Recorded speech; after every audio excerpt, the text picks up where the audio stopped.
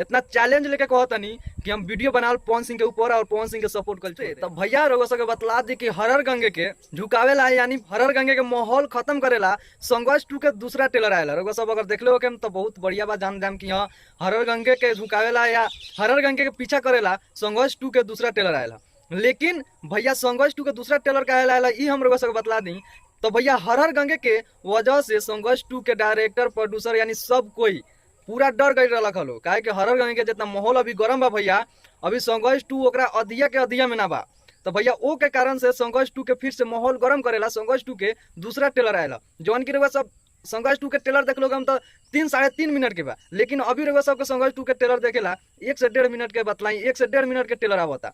तो इस सिर्फ और सिर्फ भैया 1.5 मिनट के ट्रेलर का आएला तो हरर गंगे के डर से आएला। हरर गंगे के माहौल अभी इतना गर्म बा, हरर गंगे अभी इतना चर्चा में बा भैया कि डर से संघर्ष 2 के ट्रेलर ले आवल गया कि भैया संघर्ष 2 भी थोड़ा माहौल गर्म करो कि सिनेमा घर में अपन कमाल दिखाई जलवा दिखाई। तो ओ के वजह से भैया संघर्ष 2 के दूसरा ट्रेलर आएला। कोनो खास बात नहीं के वही ट्रेलर के भैया थोड़ा एने ओने के सीन काट के रउआ सबके देखावल गइल बा, बाकी कोनो खास बात नहीं के रउआ सब जाम सिनेमा घर में देखेम ओकर बाद समझ में आ जाई। लेकिन डर बैठ गइल बा ये लोग के मन में कि भैया सच में हरर गंगे इतना बड़ा बजट के फिल्म बा, इतना बड़ा फिल्म बनल बा कि पूरा हिंदुस्तान दीवाना बा हरर गंगे के।